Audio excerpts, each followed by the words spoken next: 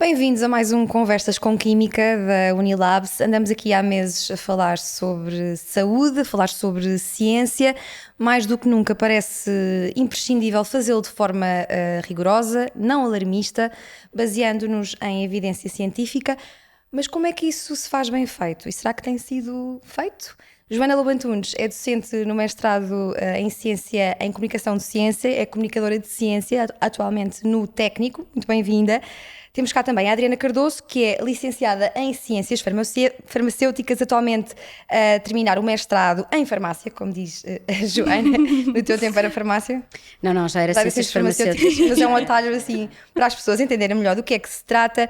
A Adriana é também colaboradora ocasional do Público em Comunicação de Saúde, nomeadamente na interseção com a política e a economia, e anda sempre mais ou menos irritada com alguns erros que vai ouvindo no espaço público. Adriana, partilha-se muitas informações pouco rigorosas sobre saúde? Sim, eu acho que isto vê-se no caso da saúde, principalmente no caso da saúde, porque é muito difícil da saúde de facto penetrar nos órgãos de comunicação social e nomeadamente nos mídias mais ostensivamente, principalmente na televisão, em que nós temos um grande complexo que é muito português, de grandes figuras que falam sobre tudo, e quando chegamos a uma altura, como foi o caso da pandemia, em que é preciso comunicar bem sobre saúde, estas pessoas estão muito impreparadas para o fazer, e nota-se ainda mais quando estamos a falar numa situação tão técnica e que é tão premente explicar à população e torná-la acessível a todas as pessoas, e acho que sim, é uma das áreas em que se vê que é pior comunicada, é no caso da saúde, sim. Joana, tu também dás por ti irritada com algumas informações menos precisas que vão sendo ditas e partilhadas no espaço público, ou já ganhaste alguma estalega para lidar com isso e não ficares assim tão chateada? E se fosse ficar irritada não fazia outra coisa. Como eu tenho normalmente rio perante a desgraça, eu tento não me irritar com as coisas.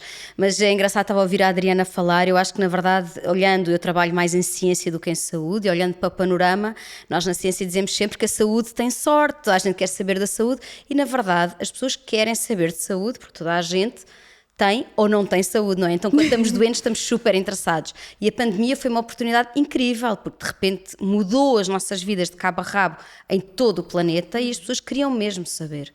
E aquilo que aconteceu, estava-te a ouvir falar sobre isso, e aquilo que aconteceu, na verdade, desta vez da pandemia, apareceram novos protagonistas. Agora, se esses novos protagonistas seriam as pessoas mais indicadas para o serem, já é discutível. Aquilo que apareceram foram as pessoas que tinham menos medo cénico, porque aquilo que acontece muitas vezes é que as pessoas que têm o conhecimento nem sempre têm a literacia comunicacional para estar preparadas para terem muita visibilidade, que é uma coisa que nem toda a gente consegue lidar bem. Eu consigo compreender que possa ser aborrecido, mas também por vezes sentem que não estão preparados para falar sobre aquele assunto para fora, que não sabem fazê-lo, e aqui entram as pessoas que fazem um trabalho como aquilo que eu faço, que é de fazer a ponte entre aqueles que são os especialistas e o público em geral. Sim. Para os ajudarmos a terem, acho importante que sejam os protagonistas a falar, mas temos que lhes dar as ferramentas para conseguirem fazê-lo bem feito, não é? Sim. E mantendo o rigor e a precisão científica em termos de saúde, mas comunicar com palavras que as pessoas entendam. Sim. Não é? Porque muitas vezes o que acontece, as pessoas da saúde ou da ciência estão habituadas a usar as suas palavrinhas técnicas, porque nós sabemos cada vez mais, não é? Então temos de usar palavras que querem dizer exatamente aquela coisa e não outra coisa. Então, se as pessoas vão falar sobre cefaleias para a televisão, ninguém sabe do que é que estamos a falar, não é? Se dizerem que é uma dor de cabeça, outro galo canta, a gente sabe o que é uma dor de cabeça. Sim. Mas é isto, é adequar a linguagem, é muito importante. Sim. Adriana, algo a dizer sobre os novos protagonistas que a pandemia nos trouxe? Sim, é uma situação muito, muito engraçada, porque eu acho que muitos investigadores e pessoas que são especializadas sentem um pouco um síndrome de impostor e sentem que não estão devidamente preparadas para comunicar para o grande público de uma maneira que seja coerente, consciente e com a não especificidade técnica que é muitas vezes inerente ao nosso meio. Como a Joana estava a referir, do que é que me interessa falar sobre os efeitos cardiovasculares do acetaminofén, se as pessoas não percebem, mas se eu disser o paracetamol, já toda a gente vai entender. E o que se verificou é que, de facto, existiram um conjunto de pessoas que tinham uma grande capacidade comunicacional, em que se aproveitaram do facto do jornalismo muitas vezes não ter o melhor crivo editorial e chegaram-se à frente e conseguiram ter um espaço e um mediatismo que de outra forma pessoas que muito mais preparadas estariam, neste caso na pandemia é um caso muito óbvio, não estariam tão preparadas para chegar à frente e para falar, e essas pessoas ficaram com o palco. E então nós vimos um fenómeno muito interessante que eu gosto de lhe chamar os complexos de Galileus, que são um conjunto de pessoas que não têm uma tese científica devidamente fundamentada e que a comunidade científica possa, de facto, observar essa tese científica e, portanto, têm uma opinião que mascaram como uma tese científica devidamente fundamentada e vão para a televisão com esta máscara da sua credibilidade científica, e as pessoas acreditam naquela pessoa porque passa-lhes aquele efeito da bata branca, aquele efeito da pessoa que é especialista a falar. E nós verificamos que não são as pessoas não é a pessoa mais correta para ali estar. E eu sinto que se for de facto dada esta capacidade a investigadores, a pessoas que são peritas na matéria, de terem estas skills comunicacionais, de falarem sobre o seu próprio trabalho, todos nós acabamos por ganhar, porque a ciência é maioritariamente financiada com dinheiro público e eu acho que o público tem o direito de saber o que é a ciência e de saber aquilo que acaba por contribuir. E especialmente um papel social, que eu acho que é muito importante, porque nós já sabemos que as pessoas que têm uma melhor capacidade económica têm acesso à ciência, têm acesso a conhecimento sobre ciência. E são as pessoas mais desprivilegiadas, que nomeadamente onde vão buscar informação é à televisão, e que acabam por não ter acesso a essa informação, e que se mais pessoas aparecessem, acabariam por tê-lo. Portanto, acho que este papel social da comunicação de ciência e a comunicação de saúde é muito importante. E concordas com a Joana quando ela diz que a linguagem científica pode afastar as pessoas da ciência, como se diz, por exemplo, no Economês? Achas que é preciso fazê-lo de forma criativa? Sim, eu acho que a eficiência de alguém a comunicar em saúde ou em ciência é a capacidade de explicar um assunto muito complexo da maneira mais simples possível. E não é pegar num assunto de si só já complexo e ainda torná-lo ainda mais incapaz de perceber.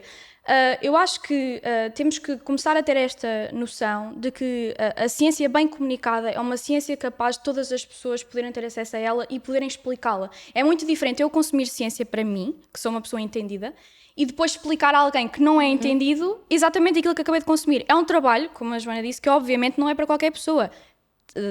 É preciso um conjunto de ferramentas que nem toda a gente tem, mas é um trabalho que deve ser feito, porque sim, quanto mais simples for explicada a ciência, mais as pessoas já vão consumir, sem dúvida. Já aqui chegamos a um ponto de acordo, que é a literacia científica, que nos parece cada vez mais fundamental. Achas que se tem dado espaço suficiente à ciência no espaço público?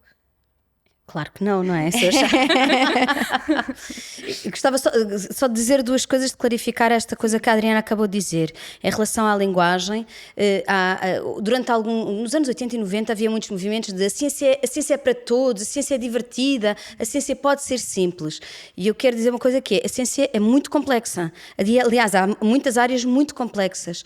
A questão é, nós não queremos nem simplificar nem estupidificar a ciência. Aquilo que queremos é que as pessoas percebam os traços gerais que ali há e perceber as partes fascinantes e interessantes e uma porta de entrada, uma chave de leitura, porque aquilo que nós não vamos é simples. A ciência não é simples, a ciência é mesmo muito complexa e os temas de saúde são mesmo muito complexos. Há coisas mais simples, mas a maior parte é muito complexa.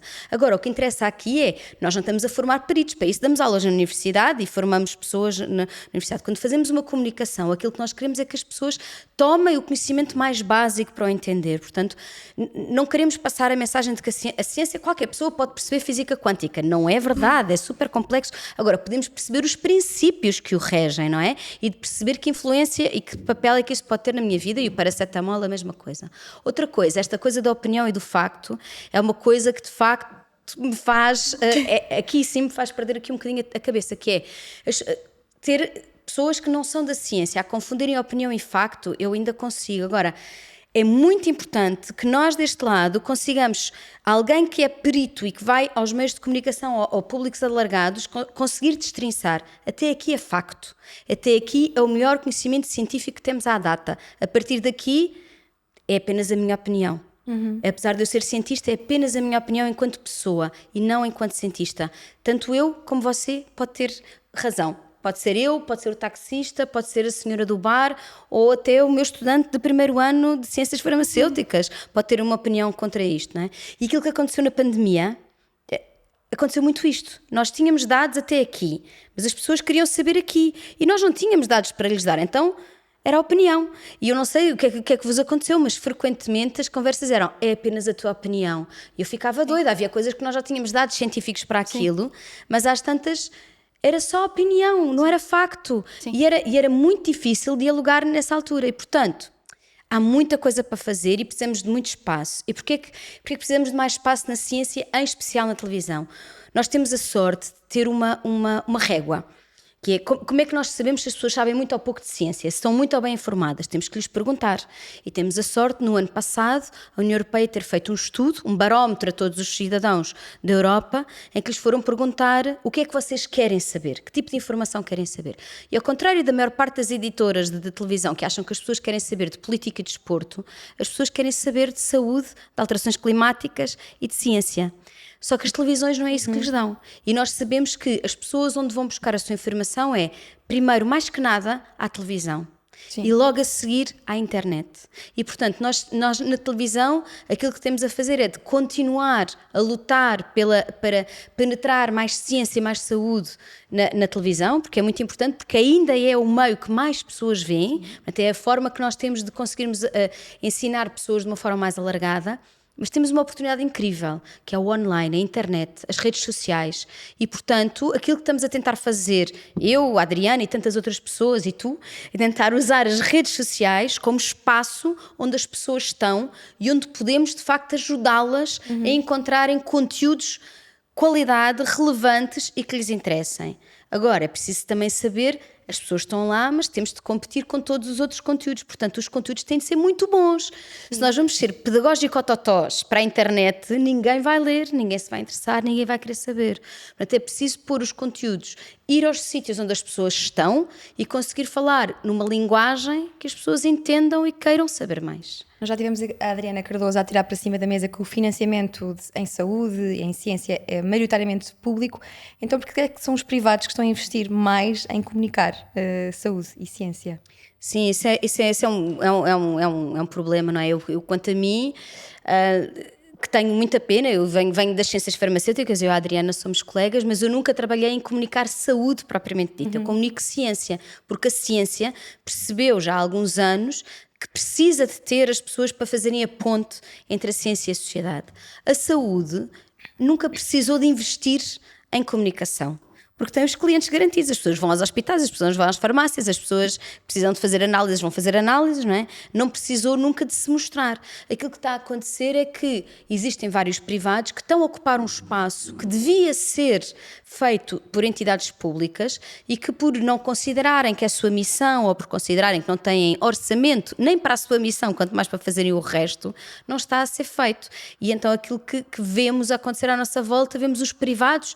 E ainda bem que estão a ocupar esse espaço, porque é um espaço que faz falta. Informação de qualidade sobre saúde faz muita falta. Não só sobre as partes científicas elas mesmas, mas pelas partes clínicas e dúvidas. E eu lembro-me quando estagiei tanto em farmácia como em hospital, e mesmo da minha experiência enquanto pessoa normal e doente, ou mãe, ou quer que seja, nós quando estamos doentes, a nossa racionalidade fica um pouco toldada pela nossa relação emocional, não é? Portanto, nós precisamos de uma comunicação muito clara e muito assertiva em termos de saúde, para que as pessoas nos ajudem, de facto, a perceber o que é que se está ali a passar e de que forma é que podemos tratar melhor, onde nos podemos dirigir, não é? Mas há coisas tão simples como pessoas que vão à urgência sem necessidade de ir à urgência, ou que vão a um médico de família sem necessidade de ir a um médico de família. Isto já vem de um desconhecimento muito grande e enraizado. Sim, eu creio que eu acho que uma das iniciativas mais interessantes que nós temos é a Saúde 24, que é grátis, as pessoas basta terem um telefone para poderem usar, e permite uma triagem inicial muito boa, porque tem um conjunto de perguntas e permite perceber logo se é uma urgência, se não é urgência, se deve apenas ficar em observação e ver mais tarde. Isto ajuda muito e ajuda também, à medida que as pessoas são ajudadas por esta linha, vão aprendendo. Então, desta vez aconteceu-me isto, se calhar agora já consigo ver com mais cuidado. E se calhar também aquilo que acontece, as pessoas, pronto, haverá pessoas mais hipocondríacas que precisam de um pouco mais de atenção, há outras que dão menos atenção, mas o que é importante é haver sistemas de triagem, não é? E as pessoas vão aos centros de saúde, muitas vezes os centros de saúde estão cheios, ou não têm médicos, ou têm um horário de atendimento limitado, não é? E então as pessoas vão onde quer que seja, não é? E às vezes chegam às urgências e, na verdade, o assunto não é urgente e isso faz com que o serviço se torne muito pastelão, não é? Porque os médicos e os enfermeiros estão a tomar conta de situações que não deviam estar ali, não é? Sim. Sim, eu ia só acrescentar, sim, primeiro devemos ver que, de facto, as pessoas vão muito a urgências porque, também pelo desconhecimento, mas porque os cuidados de saúde primários não têm a fluidez que deveriam ter. E, portanto, as pessoas acabam por olhar para o SNS em termos de urgência como aquele espaço onde vão ter acesso à saúde, porque com atrasos de consultas, de especialidade, etc., as pessoas vão muito às urgências quando sentem que a sua situação é urgente, mas não têm capacidade de formação ou capacidade de conhecimento para saberem se a sua situação é urgente ou não. Portanto, iniciativas, de facto, como a Saúde 24, são extremamente importantes. Mas queria tocar aqui num ponto que também é muito, muito importante, acerca da comunicação de saúde. Eu acho que uma das razões pelas quais as nossas instituições não pensam tanto em comunicação em saúde é porque têm esta ideia, que é uma ideia muito enraizada, penso eu, na comunidade científica e especialmente na comunidade da saúde, de que a saúde e a ciência ocorrem quase no etéreo, num vácuo, e que a sociedade e que a política e que as pessoas e que as fragilidades e que os conhecimentos e os desconhecimentos não afetam a ciência e a saúde e a maneira como ela passa para as pessoas. E, de facto, nós verificamos que afeta. E verificámos isso muito durante a pandemia, quando existiu uma incapacidade das nossas instituições de comunicarem devidamente e de explicarem coisas tão simples como: é normal, nós só sabemos, como a Joana estava a explicar, um bocadinho, porque isto é uma situação nova e o processo científico é assim. Eu não vos posso estar aqui a prometer, de facto, que daqui a 5 anos ou daqui a 5 meses o nosso conhecimento sobre Covid e máscaras vai ser o mesmo que eu tenho hoje, mas neste momento a melhor evidência que eu tenho até agora é esta. Portanto, é esta que vamos seguir. É assim que se faz política em saúde e policy em saúde. E esta incapacidade, penso eu, das nossas instituições de penetrarem, de perceberem que as suas decisões têm um impacto que não é apenas e só científico e por pessoas que são do meio científico, faz com que não achem que a comunicação de saúde é assim tão importante. E é porque, desde coisas tão simples como quando foi suspensa a vacina da AstraZeneca, existiu uma comoção geral de uma quantidade de pessoas, comentadores políticos televisivos que diziam que não iam tomar a vacina, pessoas que diziam que existiam vacinas que nunca iriam vir para Portugal porque eram de má qualidade, e as nossas instituições não se precaverem, não estarem atentas a estas tendências, eu penso que é um grande erro. E está muito enraizado nessa noção, penso eu, de que sim, o processo científico tem que ser incólume e tem que seguir aquelas regras que nós sabemos que tem. Mas o processo científico e o conhecimento científico e as políticas de saúde têm que ser comunicadas para o grande público e têm um impacto no grande público e têm que ser estimadas à medida que vão sendo tomadas. Adriana, tu, além da informação que os teus professores te passam nas aulas, em ciências farmacêuticas, onde é que tu procuras informação fidedigna, que sabes que vais ficar verdadeiramente informada e também vai fazer de ti uma melhor comunicadora de ciência e melhor comunicadora de saúde? Da tua experiência, quais são as revistas, as publicações, e achas que os melhores comunicadores de ciência são os cientistas ou são os jornalistas, entrevistadores? Eu acho que, para mim, como pessoa de saúde, eu vou obviamente às grandes revistas buscar a minha informação. Vou também, por exemplo, às entidades governamentais, vou à FDA, vou à EMA, vou ao Infarmed buscar a informação técnica que eu preciso para, por exemplo, escrever um texto. Mas existem um grande número de comunicadores de saúde em revistas como a Atlantic, como o New York Times, em que tentam explicar ciência e decisões políticas especificamente em saúde para o grande público. Eu acho que é louco sequer pensar que o cidadão comum vai à Nature ler o editorial ou que vai ver, ou que vai sequer assinar para poder ler artigos específicos. Isso não vai acontecer. E então eu acho que muitas pessoas veem ciência e veem comunicação em ciência quando vão ao separadorzinho de ciência no seu jornal que costumam utilizar normalmente. Portanto, é muito importante que os jornalistas de ciência e as pessoas que estão a fazer comunicação em ciência sejam pessoas que de facto são formadas e que sabem aquilo que estão a falar. Sim. Não chega a ir a uma grande revista como ir ao New York Times e traduzir um texto e colocá-lo num jornal português, porque eu vejo isto a acontecer regularmente. E eu acho que nós vimos isto, por exemplo, com muitas manchetes alarmistas durante a altura da pandemia, por muitos jornais nacionais, por jornalistas de saúde e de ciência, que não são responsáveis e que uma pessoa na área responsável não as faria. Que toca naquele ponto que estávamos a falar de que não é de todo facto, é opinião, é uma péssima opinião, portanto não tem que estar no jornal, ou então tem que estar na secção da opinião devidamente assinado. Portanto, é distinto eu falar das fontes a que eu vou buscar informação e o grande público, mas acho que sim, nos grandes jornais, grandes revistas e para as pessoas que comumente é para os jornais nacionais. E tu, Joana, revistas, há laboratórios que comunicam bem ciência, onde é que vais buscar informação? Sim, bom, a minha formação é mais ou menos como a Adriana, não é? Eu sou uma profissional da área, portanto eu leio os artigos primários e falo com os cientistas eles mesmos. Eu sou das pessoas que dá o material para os jornalistas poderem fazer peças. Mas eu acho que, e é uma pena de facto, a ciência em Portugal aparece essencialmente em jornais. Só há um jornal em Portugal com uma editoria de ciência, que é o Público. Todos os outros jornais, alguns têm jornalistas de ciência, nem todos. Alguns têm jornalistas de outras áreas que cobrem ciência. Na televisão não há ninguém apenas a fazer jornalismo de ciência, por exemplo. Em Portugal, porque noutros países já. Por exemplo, existem Chief Medical Correspondents na CNN e noutros canais na Grã-Bretanha é uma coisa muito portuguesa. Não é muito comum, aliás, a BBC dá formação a cientistas para poderem falar na BBC, porque são recorrentemente chamados a falar e portanto eles ensinam os cientistas a falarem na televisão. Em Portugal não há essa coisa. Sim. E aquilo que eu acho que acontece, estavas a dizer que estavam à espera que os cientistas dessem resposta. Aquilo que acontece é que aquilo que é regularmente, os cientistas são chamados a falar apenas e só quando sai uma grande descoberta e, portanto, as pessoas habituaram-se que os cientistas, quando aparecem na televisão, é para dar respostas, não é para levarem perguntas. Normalmente aquilo que acontece é que as pessoas só veem o final. Isto é mal comparado. Era como se as pessoas de um jogo de futebol só soubessem o resultado. Sim. Ou foi 5-3, é a única coisa que elas sabem. Não sabem quantos jogadores são, não sabem que equipas eram, não sabem nada, não sabem que campeonato era, não sabem quão importante, se eram da primeira liga ou da terceira liga, não sabem nada, só sabem o resultado final. E portanto é isto, portugueses ganharam 5-3, uau, toda a gente contente. Agora o que é que isso significa? Ninguém sabe muito bem. E portanto é muito importante haver mais ciência, porque se nós soubermos mais coisas, nós podemos também fazer mais perguntas aos cientistas e não apenas porque é que este esqueleto de dinossauro é tão importante? Esta nova vacina espetacular, então e agora? Curamos o cancro? Se calhar queremos umas perguntas um bocadinho mais profundas que estas. Tu falaste agora mesmo de que lá fora ensinam os cientistas a falar para a televisão e neste afastamento gritante entre o público geral e a ciência ouve-se muitas vezes dizer que os cientistas não sabem, lá está, a usar aquela linguagem mais criativa e menos científica quando estão a falar com o grande público.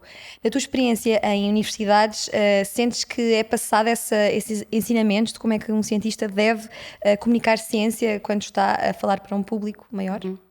Eu mais ou menos há 10 anos, aliás comecei um bocadinho mais do que 10 anos, comecei a preocupar-me com isso. Eu acho que a maior parte das pessoas, se calhar nunca lhes caiu a ficha, mas os professores universitários são os únicos professores que nunca ninguém ensinou a ser professores. Ninguém lhes ensinou como é que se dava uma aula, ninguém lhes ensinou como é que se falava em público, ninguém lhes ensinou a fazer exames, ninguém lhes ensinou. Portanto, quando temos professores que são bons é porque são naturais para aquilo, têm jeitinho para aquilo. Portanto, os investigadores também nunca ninguém lhes ensinou a falar em público como é que se dá uma palestra, como é que se dá uma boa palestra, numa hora, em meia hora, em 3 minutos, como é que isto se faz? Então, eu quando voltei para Portugal depois do meu doutoramento e estava a trabalhar, a escrever o doutoramento e comecei a fazer uma coisa, percebi que enquanto professora da faculdade me era super útil. Comecei a fazer teatro e comecei a perceber o quão melhor eu dava aulas se tivesse consciência da minha voz, da colocação da voz, da minha expressão facial, da maneira como eu movo as mãos, da maneira como eu uso o palco. Então eu fazia experiências com os meus alunos, experimentava e conseguia ver como era incrível o poder que é quando eu tomo consciência de que eu estou em palco, quando eu estou a dar a aula, eu estou em palco. E, portanto, se eu começar a dominar estas técnicas, eu consigo dar melhores aulas e porque quando eu dou aulas, não é para mostrar aos alunos como eu sou inteligente e sei a matéria. Eu já sei a matéria. Eu preciso é que eles aprendam. E eles aprendem melhor se os professores forem mais dedicados e mais interessados e derem a matéria de uma forma mais cativante e interessante.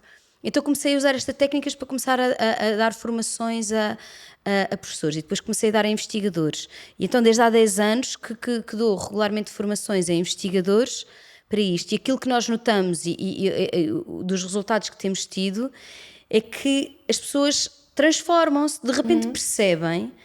Falta muito pouco e às vezes o sentimento que eu tenho é que é uma espécie, sabes, o feiticeiro de Oz, a estrada dos tijolos vermelhos, que é, na verdade, eles têm tudo dentro deles. Aquilo que precisam de perceber é de mudar a perspectiva.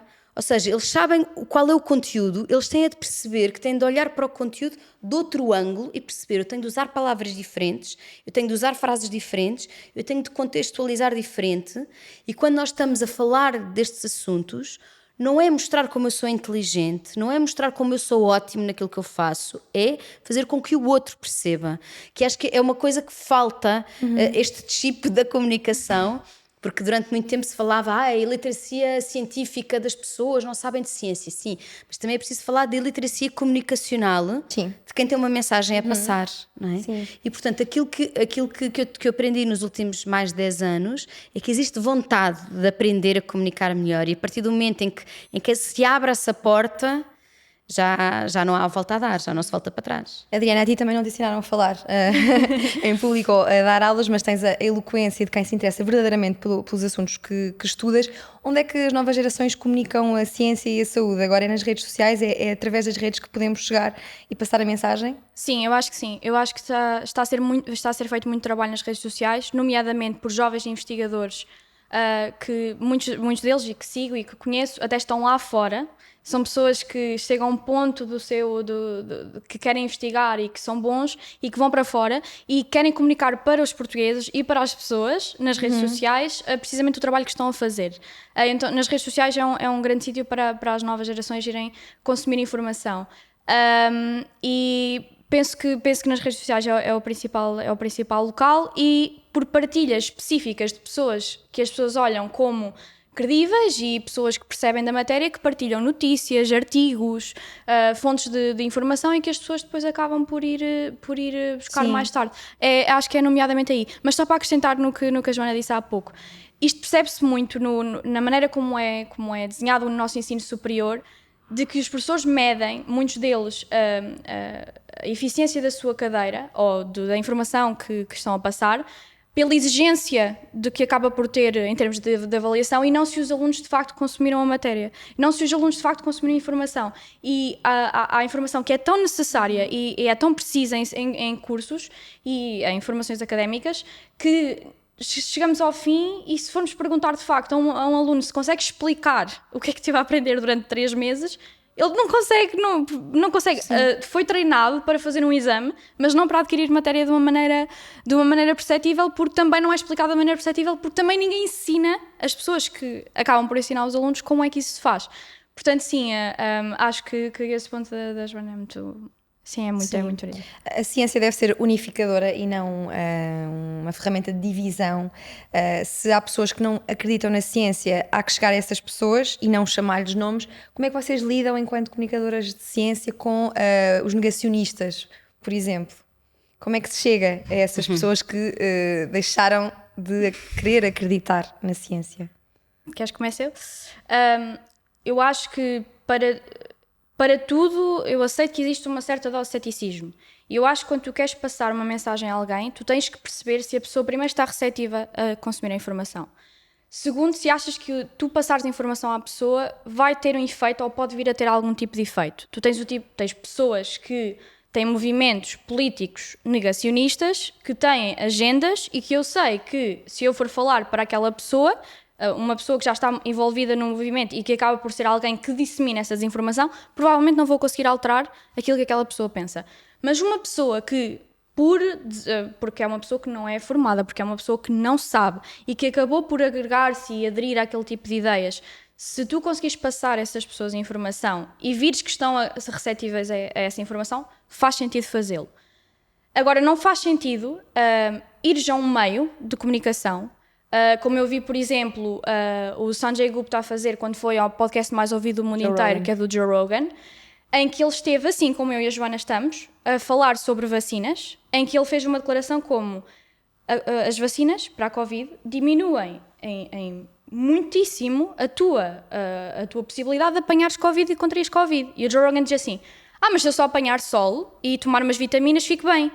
Não ficas. Pronto, ficamos assim. Como se estas duas informações, como se a opinião de um e a opinião de outro tivessem o mesmo grau de validade científica e não têm. Portanto, é preciso ter cuidado e de ver e perceber que a maneira como as pessoas estão a consumir a informação também é importante e não está ok colocares no mesmo grau de credibilidade e de validade uma opinião científica rigorosa e uma opinião de uma pessoa que não está ali a dizer nada que valha a pena e que não sabe daquilo que está a falar.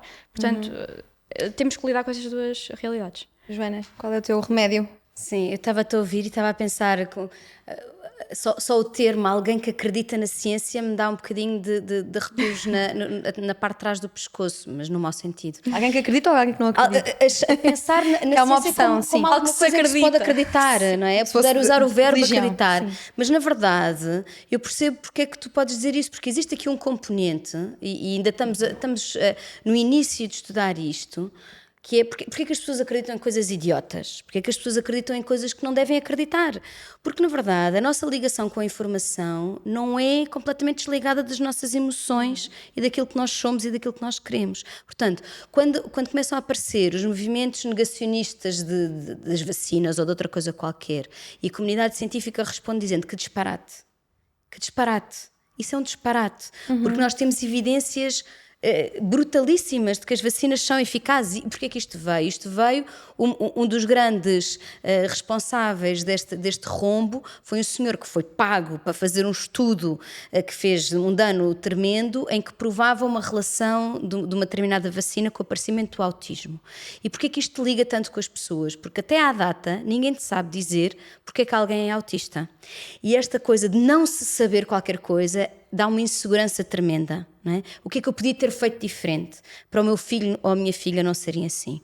E dá uma insegurança tremenda. E de repente havia um culpado, de repente havia um motivo, havia uma relação causa e efeito. E isto é uma resposta na qual é mais fácil acreditar, lá está. E, portanto, perceber aqui, haver um nexo de causalidade é uma coisa que dá muita paz às pessoas. E muitas vezes a ciência... Temos uma frase muito frequente que é correlação não é causalidade, ou seja, eu conseguir ligar dois factos não quer dizer que um seja a causa do outro. E é muito importante em ciência distinguir o que é uma coisa que está ligada de alguma forma ou uma causa à outra. Mas para as pessoas dá uma paz enorme encontrarem estes culpados, não é? A pôr o dedo. E de repente as vacinas foram culpadas de coisas. E isto gerou... Aquelas pessoas que não tinham onde pegar, de repente tinham ali um argumento onde se agarrar. E depois está a ser penosamente difícil tirar essa opinião das pessoas, não é? De repente tornou-se esta relação emocional com as vacinas, de que as vacinas nos podem fazer mal, é tremenda, porque os dados que nós temos demonstram que não. Agora, as pessoas têm uma relação emocional e tanto a necessidade de ir às urgências é porque eu tenho a certeza que estou mal. Nenhum dado me aponta que estou mal, mas eu tenho a certeza, há qualquer coisa cá dentro que me diz que eu estou mal, ou há qualquer coisa dentro que me diz que de facto as vacinas fazem mal. E portanto, a questão aqui é como é que a ciência entra neste jogo?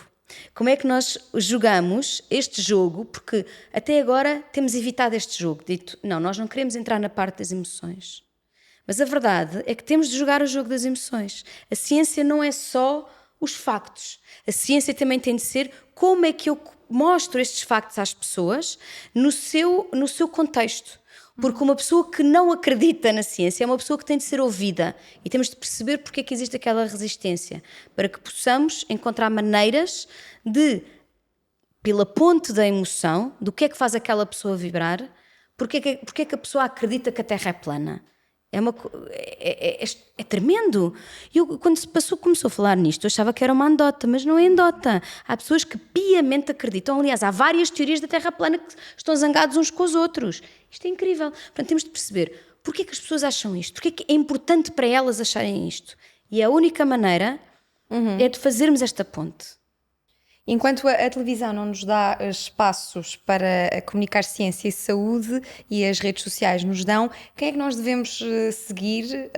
Que role models vocês têm de comunicadores de ciência para terminarmos? eu vou acabar dizendo que a Joana é uma grande comunicadora.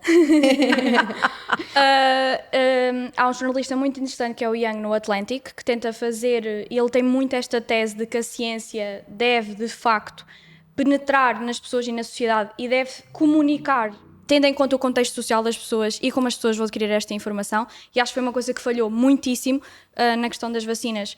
Nós tendo os dados de que em França e na Alemanha estava a ressurgir o movimento anti-vacina, as ligações políticas que acabou por ter, e vendo que ia ser uma coisa tão premente, como é que a comunidade científica não se precaveu e não colocou informação previamente cá fora, por exemplo, derrubando variadíssimos dos pontos das teorias de conspiração que existiam, porque já sabíamos que iriam ocorrer.